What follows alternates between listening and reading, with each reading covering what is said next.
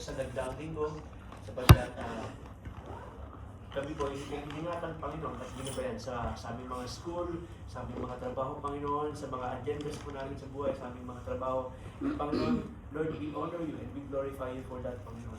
And Lord, as we study your holy and your precious word, Lord, we pray na bigyan niyo po kami, Panginoon, ng wisdom, knowledge, bigyan niyo po kami ng katalinuhan po, Panginoon, upang maintindihan po namin ang inyo pong salita, ang inyo pong ituturong mensahe po sa amin po ngayong gabi.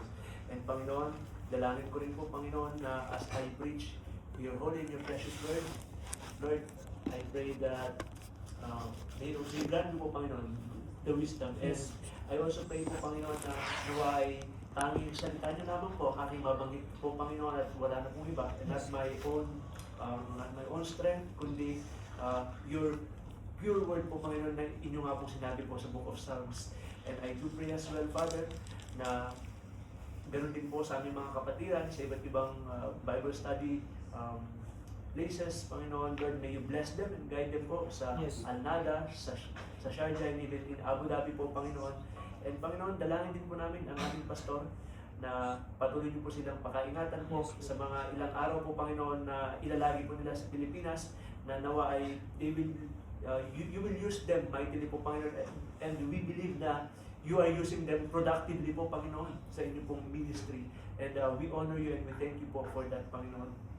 And Lord, dalangin din po namin ang aming mga kapatiran po, Panginoon, na wala po ngayon dito, hindi po namin kasama. Lord, we pray for traveling mercy po para po sa kanila. Lord, pakaingatan po ninyo ang eroplano na nasasakyan po ni Sister Paz, and Lord, may you deliver her safely po, safe and sound po, Panginoon, sa Pilipinas. And ganoon din po sa mga kapatid namin may sakit po, Panginoon. We pray for the fast recovery po, Panginoon, of Sister Flor.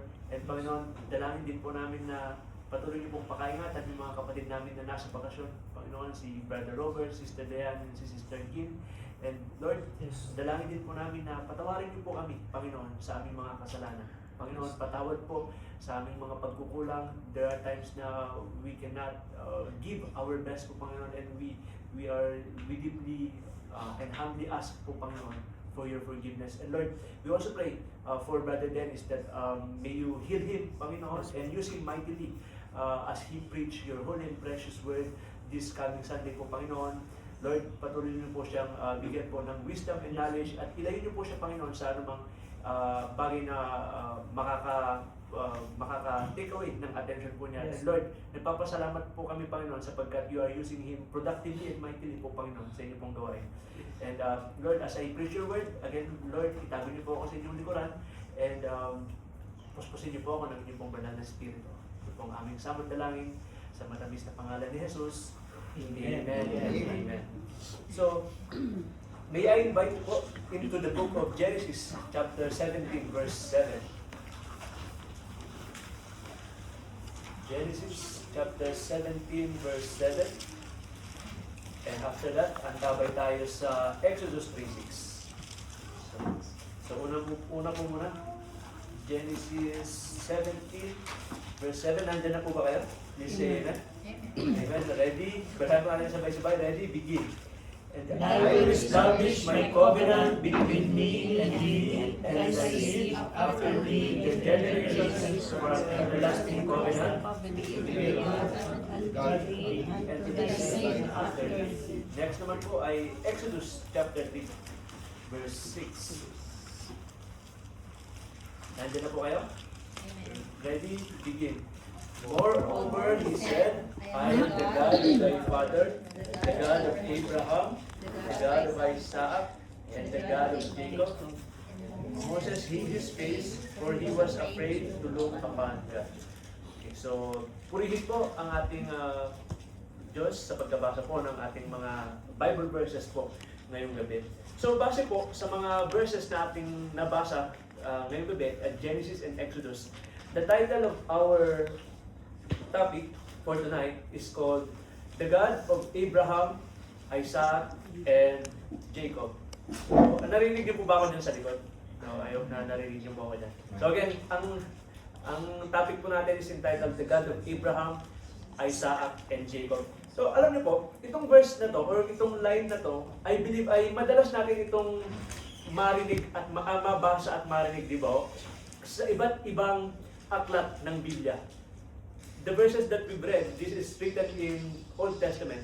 But I believe it is also written in the New Testament. And alam niyo po, in the King James Version po ng Bible, in the King James Version, ang linya or yung sentences po na the God of Abraham, Isaac, and Jacob were repeated 12 times in the King James Version. And yan po, yung 12 times po na yan, 12 verses po na yan ay inisa-isa ko pong inilista para babasahin po natin kasi 12 lang naman siya. Kanina, di ba, Exodus chapter 3 verse 6, yun yung una natin binasa, sabi doon, moreover, he said, I am the God of thy father, the God of Abraham, the God of Isaac, and the God of Jacob. And Moses hid his face, for he was afraid to look upon God. So, dito sa Exodus 3:6, sino nga ulit yung kausap ng Panginoon dito? He's talking to Moses when God appeared to Moses in the burning bush. Now, yung ibang mga verses po, kasunod na verses ay nariyan po. And then, we will read it one by one. So, first is yung pangalawa naman is Exodus chapter 3, verse 15. So, we will read it one by one, starting with Brother James.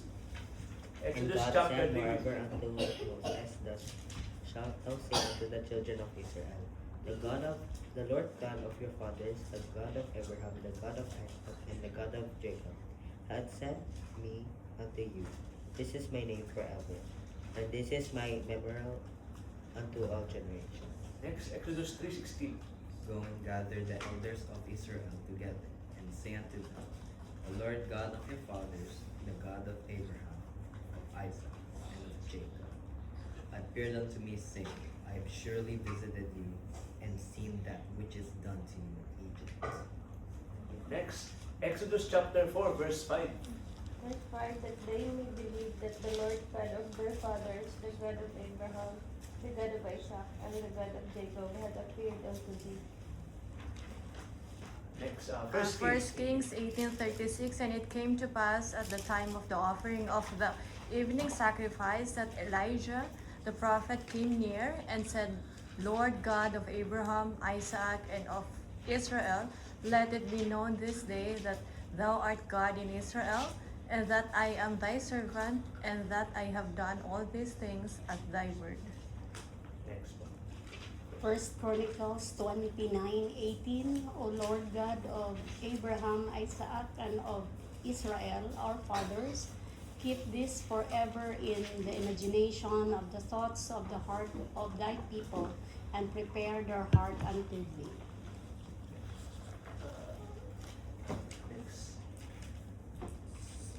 Next one po, 2 Chronicles 30 verse 6.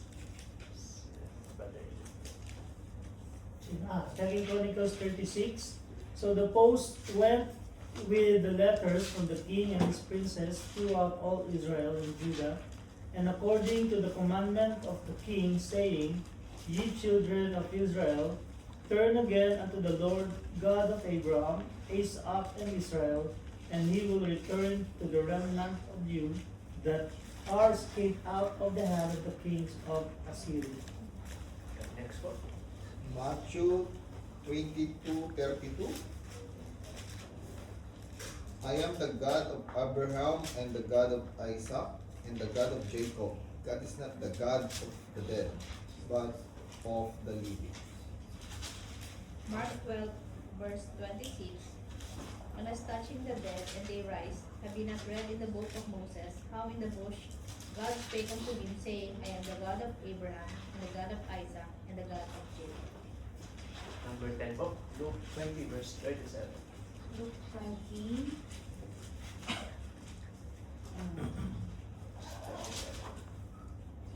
Luke 20, verse 37. Now that the dead are raised, even Moses shewed at the bush, when he called the Lord the God of Abraham, and the God of Isaac, and the God of Jacob. Next. Acts chapter 3, verse 18. The God of Abraham, and of Isaac, and of Jacob, the God of our fathers, have glorified his Son Jesus, whom he delivered up finally, when he was determined to let him go. And lastly po, Acts 7:22, saying, I am the God of thy fathers, the God of Abraham, and the God of Isaac, and the God of Jacob. Then Moses trembled and durst not listen. so thank you so much po for reading our verses involving the statement or the line, the God of Isaac and the God of Abraham, the God of Isaac, and the God of Jacob. So, going back po sa ating title na ito nga, the God of Abraham, Isaac, and Jacob. So, meron po tayong dalawang question ngayong gabi about this and sa mga binasa po nating verses. So, una po, have you ever wondered why God repeatedly introduced Himself as the God of Abraham, the God of Isaac, and the God of Jacob instead of simply saying, I am God? Diba? Bakit pa niya kailangan sabihin na He is the God of Abraham, the God of Isaac, and Jacob repeatedly, Old Testament down up until New Testament? Yun nga, pwede naman niyang ipakilala pwede naman niyang ipakilala yung sarili niya na ako ang Diyos, ang Panginoon. And also, could it be that God was revealing a mystery about how divine covenants are meant to survive beyond one generation? So, before we answer po itong tanong na to, before we answer this question, it is very important na parang sa isang research, di ba? I-define muna natin yung mga terminologies. Let's define some terminologies. At konti lang naman yan, dalawa lang po yan. So, pag sinabi po nating Abraham, Isaac, and Jacob, they are the patriarchs. Okay? Sila ang patriarchs, meaning they are the chief fathers or the founding fathers of Israel. Okay? So, ano yung relationship nila sa isa't isa nung tatlo na yun, si Abraham, Isaac, and Jacob? Basically, ang relasyon po nila, they are, magkakasunod sila na henerasyon. Their relationship are father, son, and grandson. So, syempre, tatay niya Isaac si Abraham, si Jacob naman, tatay niya si Isaac, and lolo niya si Abraham. Pangalawa po na i-identify po natin is, what is the meaning of covenant? Okay? Ano po bang ibig sabihin ng covenant? Pag sinabi pong covenant, it is an agreement. It is an agreement between two parties. So, there are two types of covenants. Okay? Meron pong dalawang klase ng covenants. Yung isa ay tinatawag na conditional or bilateral covenant. And yung isa naman, syempre kung yung isa ay conditional, yung isa naman ay unconditional or unilateral na covenant. So, a conditional or bilateral covenant is an agreement that is binding on both parties for its fulfillment. So, both parties agree to fulfill certain conditions. If either party fails to meet their responsibilities, the covenant is broken and neither party has to fulfill the expectations of the covenant. So, ang classic example po niyan ay yung tinatawag na Mosaic covenant. Pagpapagaanin natin ng konti, medyo, kumbaga sabi natin, i-ano natin siya sa mas magaan na term. Di ba sabi natin covenant is an agreement. It can also be a contract. Di ba? Pwede siyang kontrata. So, yung Mosaic covenant po pala, kaya siya sinabing conditional. Remember po, remember yung time ni Moses, nung pinaalis sila ng Panginoon from the land of Egypt, conditional ang covenant sa kanila lahat. Meaning, if they will obey, you will receive blessing. But if you will disobey, simple lang. Di ba yung if you will obey, you will receive blessing, pagpapala. But if you will disobey, di ba, they will receive curses, pagpapalo. And bago ko pumunta dun sa unconditional covenant naman, I remember po, nung college po ako, if I remember it right, meron po kaming subject na tinatawag na Law of Obligations and Contracts. So, familiar po Ate Karen, di ba? The Law of Obligations and Contracts, Oblicon. Sa mga nag-take po ng management or accounting po dyan. And to my surprise, I was surprised na nung pag tinitignan ko yung curriculum ko, sabi ko parang boring tong subject na law, obligations, contracts. Pero yun nga, to my surprise, nung habang tinitake ko na yung subject na yun, parang masaya pala siya. Masaya basahin yung mga clauses na nakapaloob sa agreement. Kasi, kasunduan yun agreement. And you remember, in this world, everything has an agreement, di ba? Everything has a contract, may kasunduan, di ba? Pag tumanggap ka ng job offer, job letter dito sa UAE, meron kang kontrata, di ba? Di ba, Brother Kevin, nung nakita mo yung kontrata mo, di ba, titig na titig ka. Monthly salary, 50,000. Ano mga yearly ticket. Lahat yun, titignan mo yun, di ba? So, meaning, again, everything has an agreement, di ba? Or kasunduan. So, yung pangalawa naman, unconditional covenant. Pag sinabi pong unconditional covenant or unilateral covenant, it is an agreement between two parties, but only one of the parties has to do something. Nothing is required of the other party. And ang pinaka-classic example po nito, nung unconditional covenant, ay yung tinatawag na Abrahamic covenant po. So, bakit siya unconditional? And i-discuss po natin siya. Before we dive into our first point, sa dami po ng covenant sa Bible, papasadahan natin ang isang covenant po ngayong gabi. Which is again yung Abrahamic covenant. Basahin nga po natin yung Genesis chapter 12 verses 1 to 3. Genesis chapter 12 verses 1 to 3. Diyan po nakapaloob yung tinatawag na unconditional covenant ng Panginoon.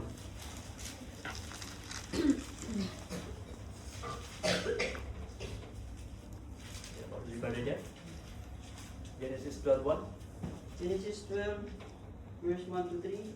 Now the Lord had said unto Abraham, Get thee out of thy country, and from the kindred, and from thy father's house, unto the land that I will shew thee. Verse 2, And I will make of thee a great nation, and I will bless thee, and I will make thy name great, and thou shalt be a blessing. And I will bless them that bless thee, and curse him that curse thee. And in thee shall all families of the earth be blessed. Thank you so much po, Brother Jeff. So, dun po sa verse na binasa po natin, gaya ng sabi natin, dyan po nakapaloob yung covenant o yung agreement o yung ipinangako ng Panginoon kay Abraham. Genesis chapter 12 verses 1 to 3. And makikita po natin yung apat na I will, na meaning kalooban ng Panginoon. Anong sabi niya? Una, unto a land that I will shew thee. Meron akong ipapakita sa iyo na lupa. Ano ba? I will make thee a great nation. Ano ba yung pangatlo? I will bless thee and make thy name great. And yung pang-apat, I will bless them that bless thee, and I will curse them, or curse him that curseth thee. So again, this is an unconditional covenant. The actual covenant is found in the Genesis 12 verses 1 to 3. The ceremony recorded in Genesis 15 indicates the unconditional nature of the covenant. When a covenant was dependent upon both parties keeping commitments, then both parties would pass between the pieces of animals. In Genesis 15, God alone moves between the halves of the animals. Abraham was in deep sleep, and God's solitary action indicates that the covenant is principally His promise. He binds Himself to the covenant. So, kung titignan po ninyo yung image, if you take a look right now into the image po, no? Di ba nakita po ninyo, si Abraham yung nasa baba, na he's lying down, and sabi kasi deep sleep pero gising siya. So, yung inoffer ni Abraham na mga animals, yung animals ano yun iba-iba yan may sheep, may goat, may pigeon. So, hinatid niya yung mga hayop, and then after that, dumaan ang Panginoon sa gitna. Meaning, ang Panginoon, sa kanya lang dependent. Walang gagawin si Abraham, kundi ang Panginoon lang. Sa kanya dependent ang covenant. And then, ginawa niya yung ceremony na yon again in Genesis chapter 15. So, next. Later, God gave Abraham the right of circumcision as the specific sign of the Abrahamic covenant. So, all males in Abraham's line were to be circumcised. Okay, and thus carry with them a lifelong mark in their flesh that they were part of God's physical blessing in the world.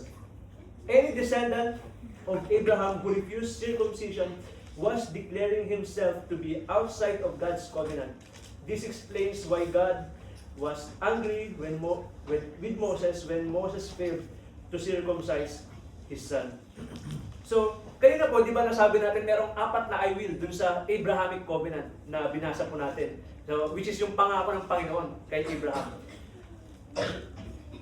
Now, let me read po yung apat na I will na yun. Ito po this is the further explanation to that. The covenant consists of both unconditional divine promises and specific responsibilities. Its core elements include yung number 1, ano yung promise niya? The land. God promised to give Abraham and his descendants the land of Canaan. Pangalawa, the seed or the descendants. God promised to make Abraham a great nation with descendants as numerous as the stars, and through him all the families of the earth would be blessed. Pangatlo, the blessing and the redemption. God declared He would bless those who bless Abraham and curse those who curse him. And fourth one, the circumcision. As the physical outward sign of the covenant, God required Abraham and all males in his household to be circumcised. So, ayan po yung, kumbaga, 4 fundamental points ng covenant ng ating Panginoon kay Abraham down to his line, kay Abraham, Isaac, and Jacob.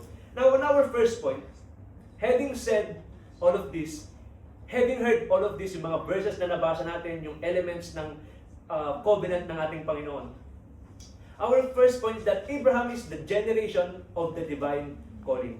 So, Abraham represents the generation that hears God's voice and responds by faith. So, meaning, sa kanya nagsimula yung pangako ng Panginoon, and what? Ano yung ginawa niya? He responded to God by faith. And having heard that Abraham responded to God by faith, that is very important kasi mamaya ipapakita ko yung counterpart niya kung bakit siya nirequote siya. Nirequote tong verse na to, itong statement na to sa during the time of the church sa New Testament. Also, Abraham left everything familiar because he believed God. So, minsan pagka tinatawag ka talaga ng Panginoon, alam niyo, napansin niyo, di ba? Minsan kinakailangan mo talagang umalis sa lugar mo, sa comfort, which means your comfort zone. Para tatawagin ka niya, dadalhin ka niya sa ibang lugar. Kasi nga, di ba, naalala ko, bakit ba kailangan, bakit ba kailangan dalhin ka sa ibang lugar? Kasi minsan, di ba, Panginoong Jesus, di ba, hindi nga nakinig sa kanya yung sarili niyang sarili niyang bayan kasi kilala ko na yan, alam ko na karakas yan. So makikita natin yung pattern na ganoon minsan talagang aalisin ng Panginoon yung tinatawag niya. And remember, ano bang trabaho ni ano pong trabaho ni Abraham? He is a herdsman or a shepherd. Also, the covenant always begin with a person who is willing to say yes to God. So many desire the blessings of Abraham, but few are willing to embrace the sacrifice of Abraham. Before God can establish a lineage, He first finds a vessel. That's very true. And every covenant begins with what? It begins with a surrender. So, ayun nga, makikita po ninyo na talagang minsan, yung redemption ng Panginoon, magsisimula talaga yan sa isang pamilya.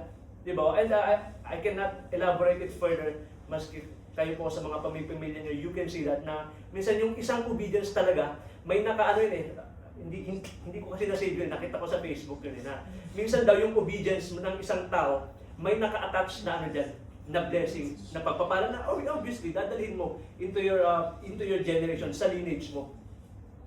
And that's why, you remember, sabi ko kanina, nirecord si Abraham bilang as someone who is faithful.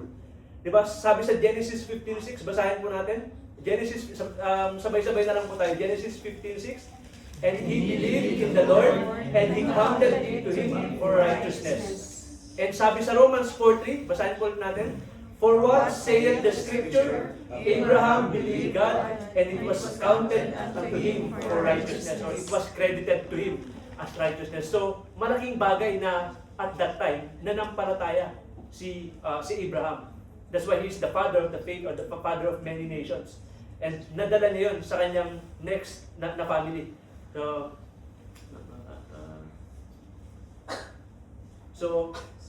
but then, I have to be clear about this po, no? Kasi, di ba sabi natin kanina, yung pinag-uusapan po natin kanina is di ba, covenant and blessing lang ho. Amen po ba? Covenant and blessing. But I have to be clear on this na when it comes naman sa kasalanan and salvation, these are two opposing extremes.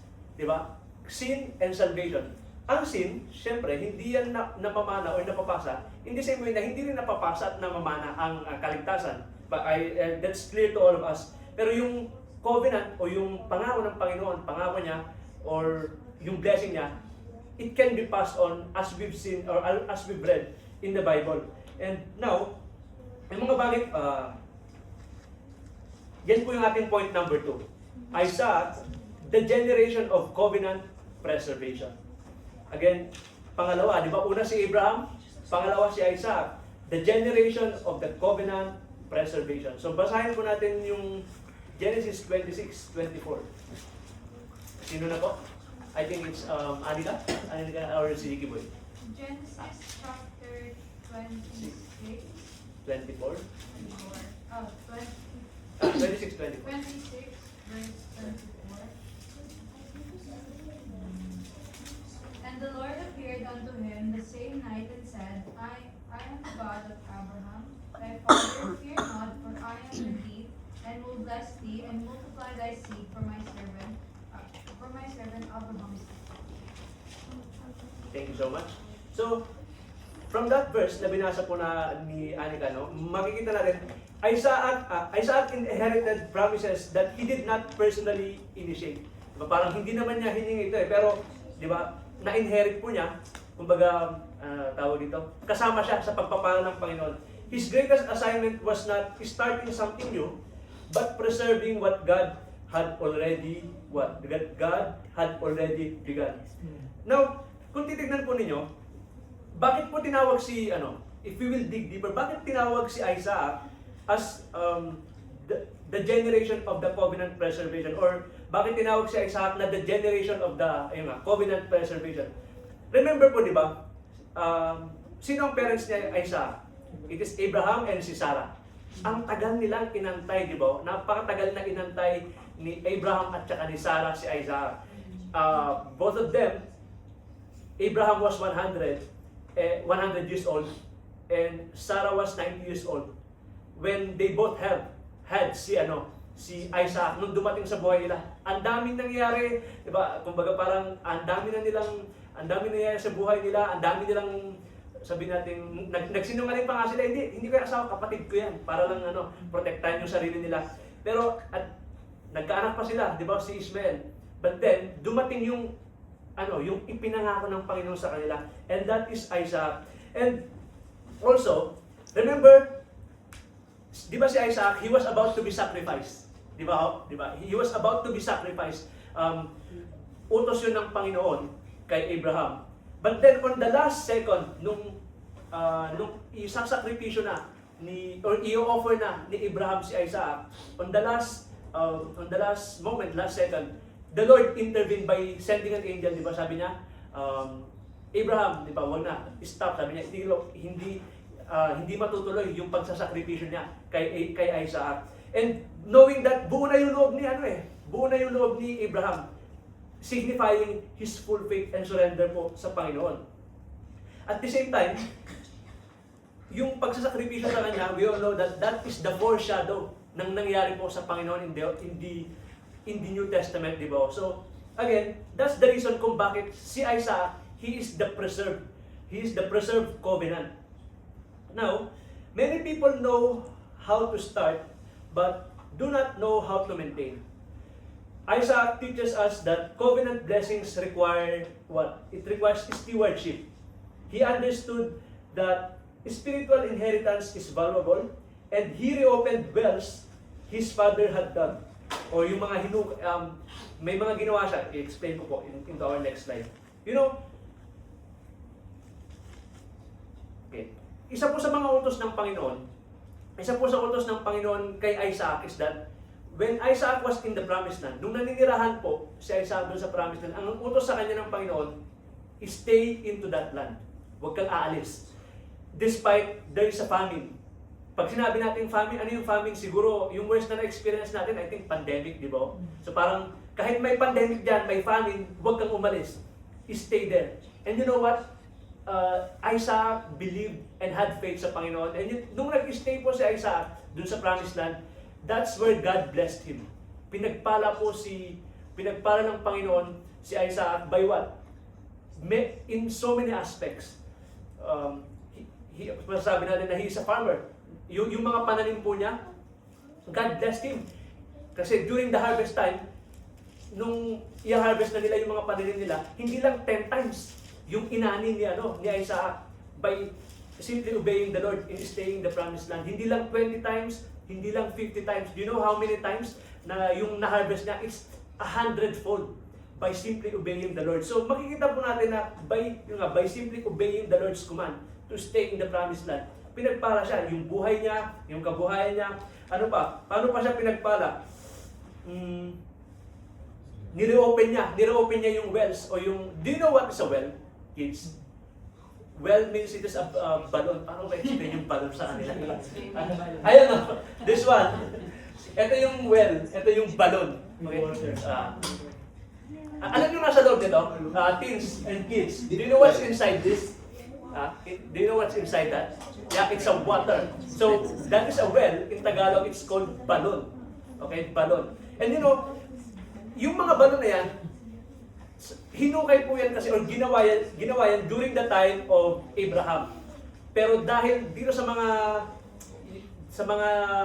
hindi mga unbelievers, yung mga Philistines, because of those Philistines, talagang binaboy po nila. Nung nawala si Abraham, binaboy nila yung balon, talagang they put dirt in it, na hindi mo na siya pwedeng magamit.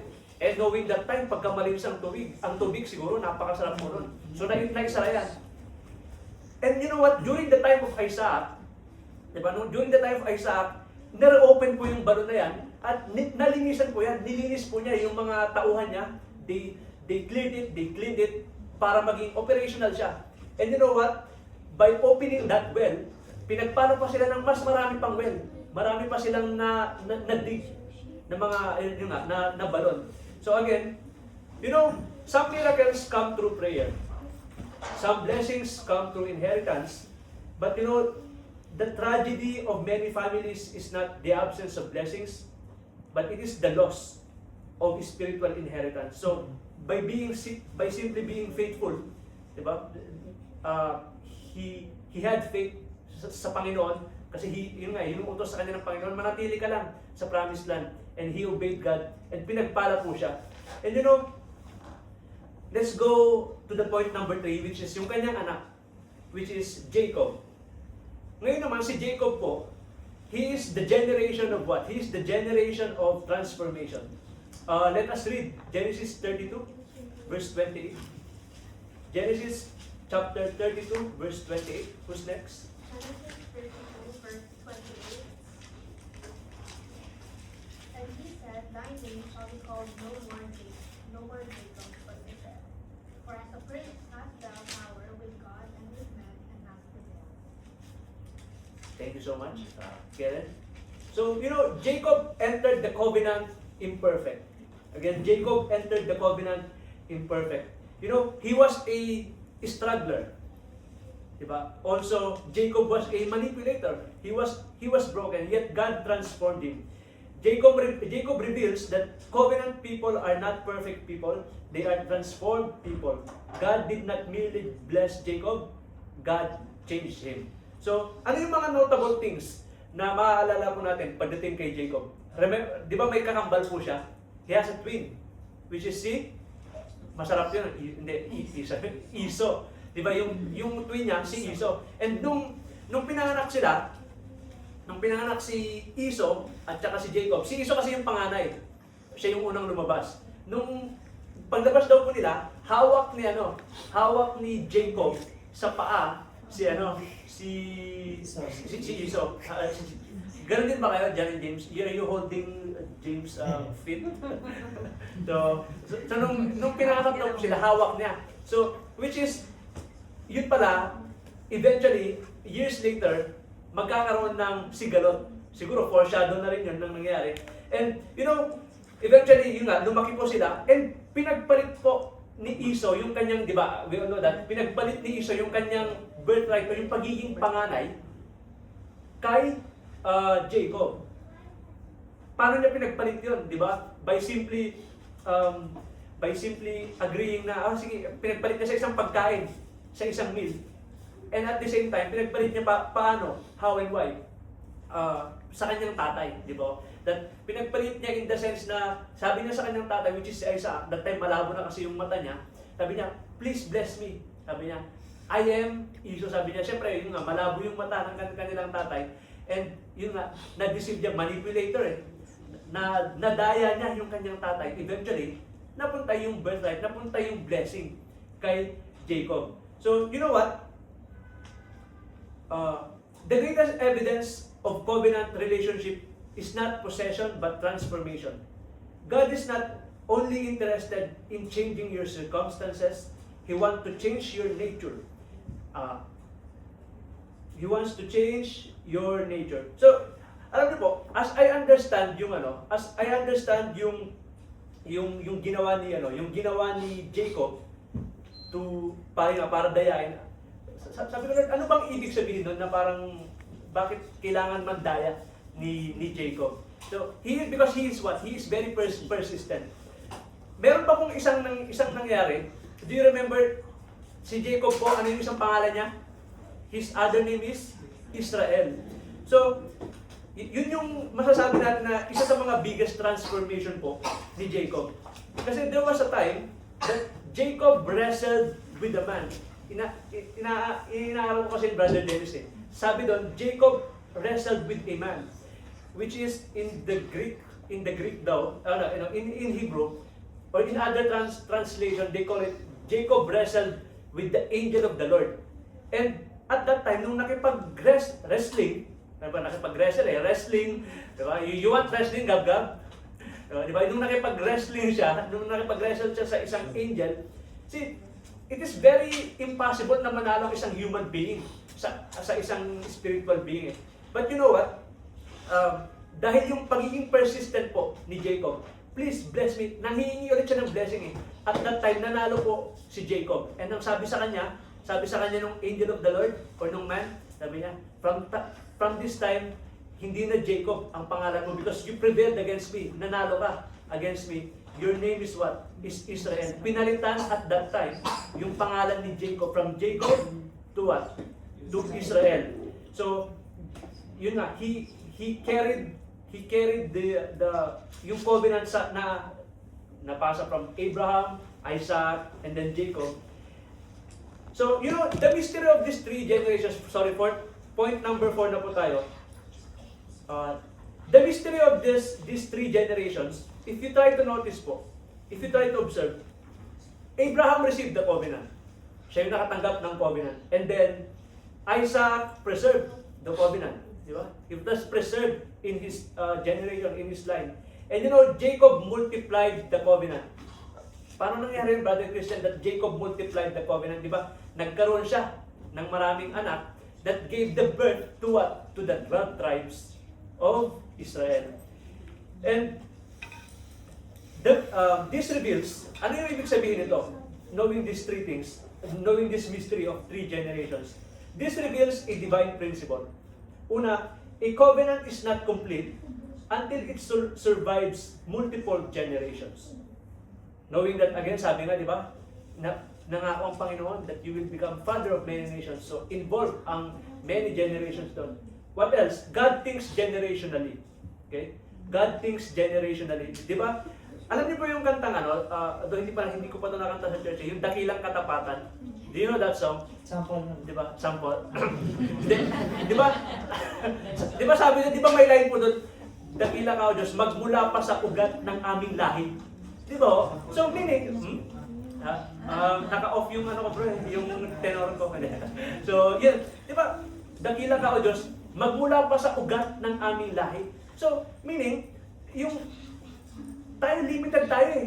Ang iniisip lang natin yung ngayon, di ba, yung paano ako mabubuhay, paano ako mag-aaral, and then after that, yun nga, iisipin mo, from that time, iisipin mo na rin yung kapakanan ng mga magiging anak mo.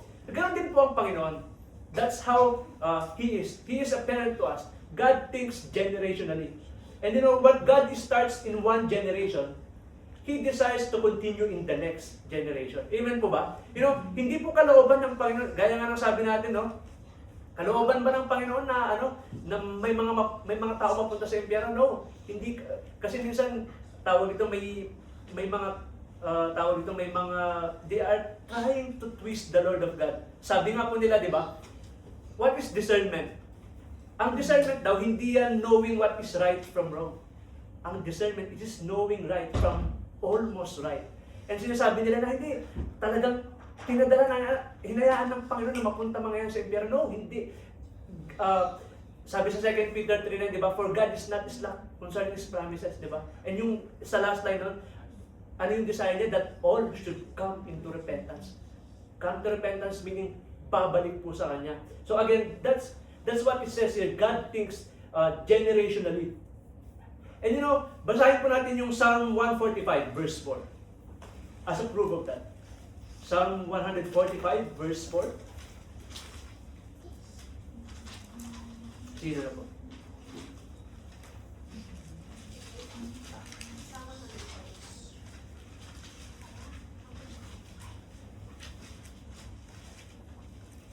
Psalm 145. Verse 4.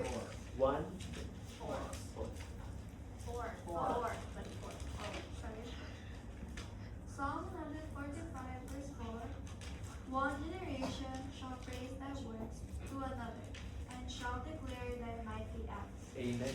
Thank you, Sister Eunice. So, you know, a move of God that dies with one generation was never God's highest intention. So, see, one generation shall praise thy works to another and shall declare thy mighty acts. Diba? Kalooban po ng Panginoon na maipasa yung kanyang mga pagpapala. Diba?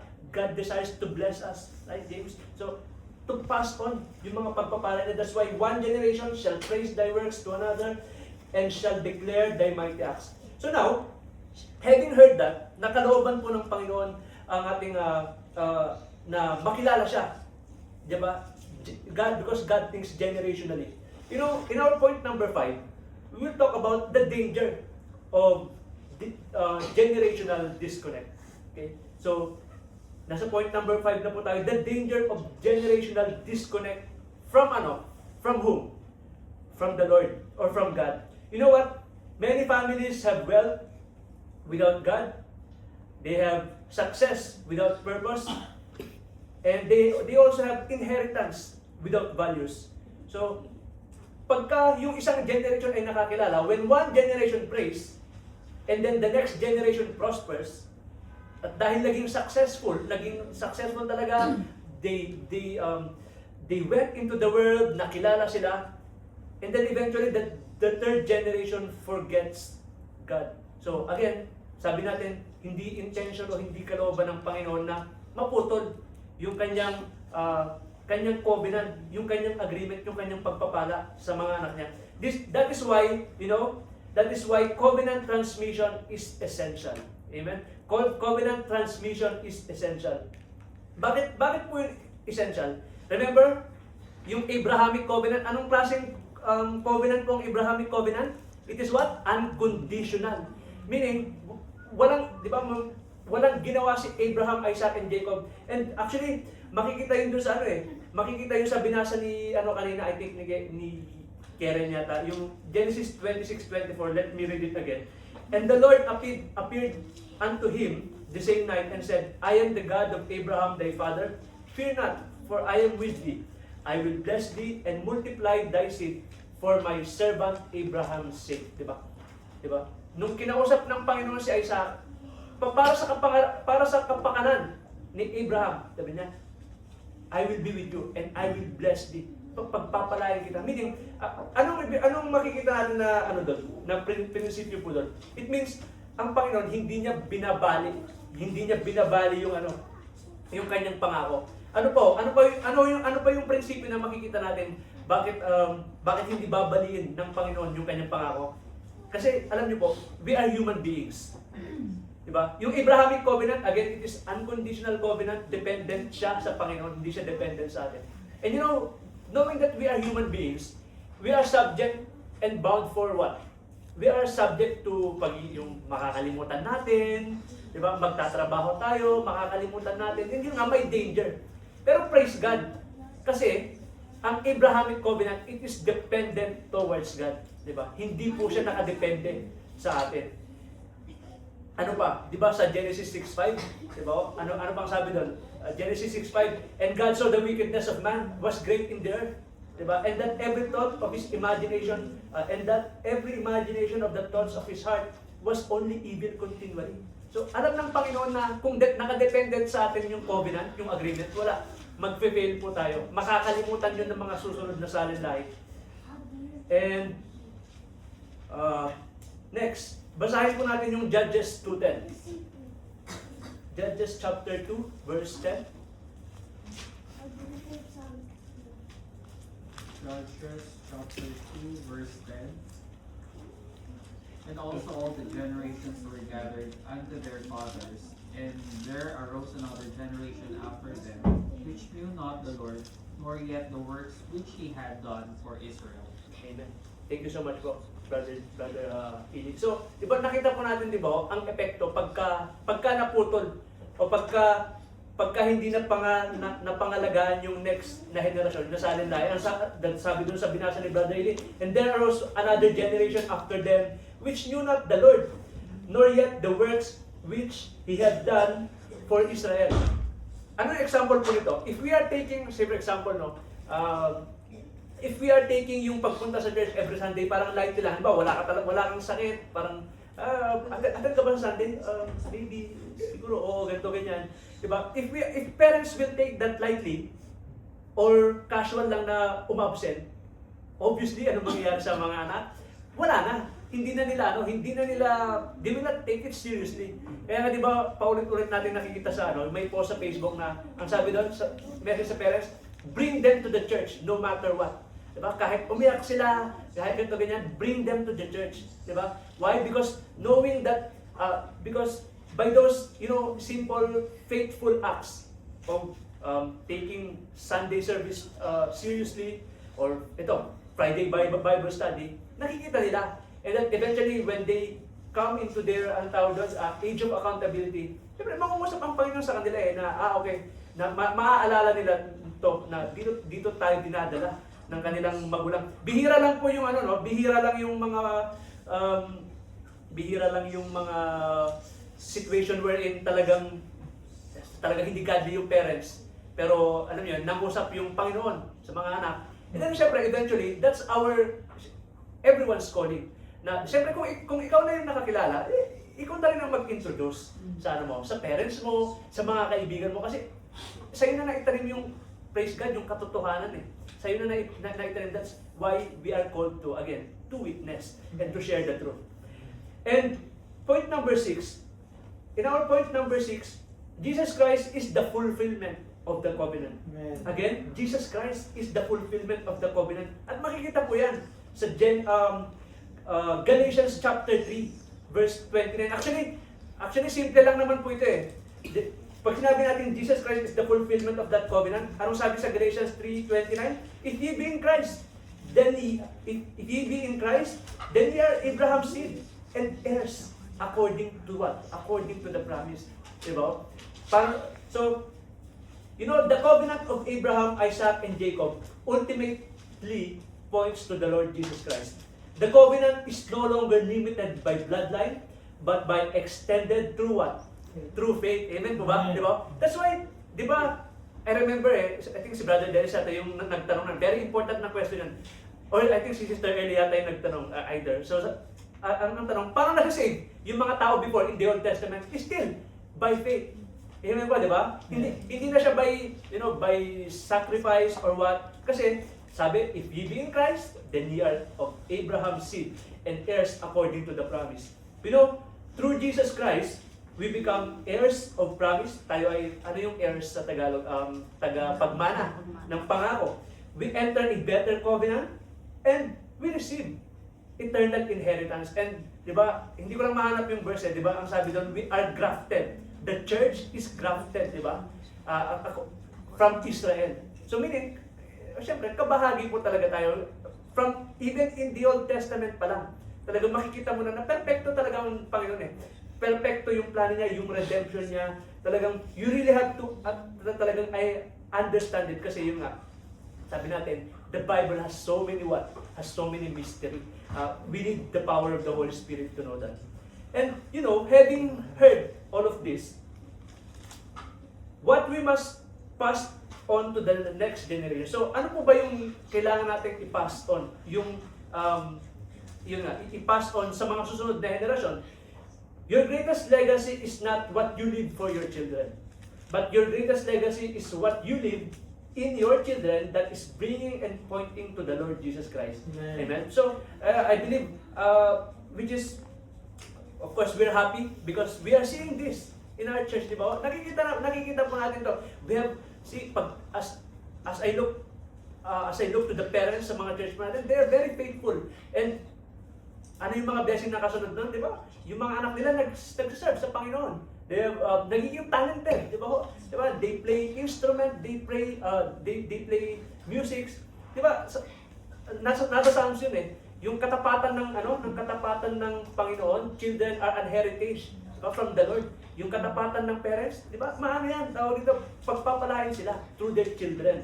And what else? Ay, may picture po ba? Sige po. What else? What must we pass on to the next generation? Of course, di ba? Hindi lang pera ang ipapamana mo, Brother Dennis, di ba? Hindi lang pera, Brother Kirby. Di ba? Kayo download ang mga ipapamana ninyo, right? Kamalas na. Di ba? Hindi lang mga mansion yung ipapamana po ninyo. Di ba? Ano ba? What else? Not merely property, no? Hindi lang bike na mahal. O nahilang lang. What else? Not merely education. So hindi lang po Yun lang yun. yung pangako ko, brother. Diba? So, while of course, alam natin na these are for physical sake, diba? For earthly sake, these are blessings as well from the Lord. Maganda to. Not only yung wealth or money, not only property, not only good education, but what? Most importantly, we must pass on faith. Siyempre, yung pananampalataya. Ano ibig sabihin ng ito po, medyo critical to. Hindi po napapasa ang faith. Pero, napapasa po ang tamang katuruan. Diba? Napapasa yung tamang ng katuruan. And siyempre, wala namang magulang na dadalhin mo sa maling katuruan ng iyong mga anak. And what else? What else you must pass? Diba? Prayer. Remember si Jacob? Ay, grabe. Remember si Job po, diba? Nag-aaray siya, nag-o-offer pa siya sa Panginoon. Baka, Lord, ito po, offering ko sa inyo, baka kasi may maling nagawa yung mga anak ko. Grabe yung, yung prayer niya sa Panginoon. What else? What else can we pass? Character. Siyempre, good character. Of course, good character. What else? Holiness. Kasi, kumbaga, yun yung makikita nila, that will be their pattern as they mature in their life. What else? The fear of God. Siyempre, kung yung tatay, mamamatay tao, diba, makukonfuse yung bata, makukonfuse in the sense na, ay, okay lang palang okay lang palang pumatay ng tao. What else? The presence of God. We must pass on, katulad dito, yung mga services, we are passing on this kind of, spiritual culture. So that one day, sila na rin yung gagawa po nito. At yun ang kalooban po ng Panginoon na tuloy-tuloy makita yung mga ganitong gawain po natin. Faith, prayer, character, holiness, the fear of God, and the presence of God. And as a final thought po, ngayong gabi sa ating inaral, as a final thought, God did not call Himself the God of Abraham alone, or the God of Isaac alone, or the God of Jacob alone. He revealed Himself as the God of Abraham, Isaac, and Jacob because His covenant is bigger than one life, His covenant is bigger than one season, and His covenant is bigger than one generation. So, yun lang po. And maraming salamat po sa pakikinig. Thank you so much. So, meron po bang mga any addition or question, clarification po? So, kung wala naman po, again, nagpapasalamat po ako sa inyo. Thank you for listening po for tonight. And may I request si Brother Kirby to dismiss us in prayer.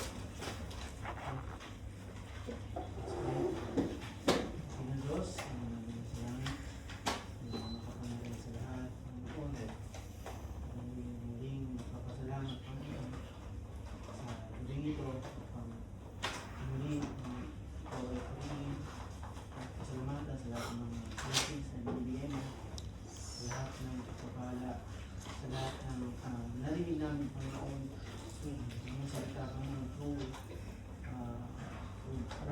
dyan. Salamat Yes, po Lord. sa inyong buhay. Salamat po dahil sa kabila ng pagbisihan niya sa kanyang trabaho ay nagampanan pa rin po niya yung kanyang ministry, Panginoon. Yes, Lord. Salamat po sa patuloy mong paggabay sa kanya. Salamat po sa patuloy mong proteksyon. At salamat sa mga reference na binibigay mo. Yes, At, Lord. muli, patuloy niyo po siyang gamitin, Panginoon. Upang ikaw ay mapapurihan, Panginoon. Yes, Lord. And, salamat po sa mensahe na ibinigay mo sa amin. Naway maging reminder po ito sa amin lahat, lalo na sa aming mga magulang, Panginoon, na naway ito maging magandang imahe po, maging modelo po sa aming mga anak. Yes, Lord. Upang paglaki po nila ay magpatuloy po ang lahat ng mga ginagawa namin, Panginoon. Na ikaw ay purihin at pasalamatan. Ikaw ay pagsilbihan, Panginoon. At salamat po muli sa mga kapatid namin na bibigay oras upang makarinig po ng salita. Yes, Lord. At salamat po, Panginoon, sa patuloy mong ginagamit ang tahanan nila Brother Dennis. Salamat, Panginoon. And salamat po sa mga pagkain aming kakainin Yes, sa ganito. Salamat po sa mga prepare. Salamat po sa mga biyayang sinishare nila, Panginoon. And sa aming pag-uwi, Panginoon, ay i-bless mo po pala ang mga pagkain at maging kalakasan po ito sa aming pangatawan, Panginoon. Yes, Lord. At sa aming pag-uwi, Panginoon, ikaw ang siya magbigay sa amin, makarating kami ng ligtas sa aming mga tahanan. Bigyan mo po kami ng kapahingahan, kailanganin, Panginoon, upang magkaroon kami ng lakas po sa kinabukasan. Muli, pinupuri ka namin, nasasalamatan sa ito, Panginoon. Ito ang isang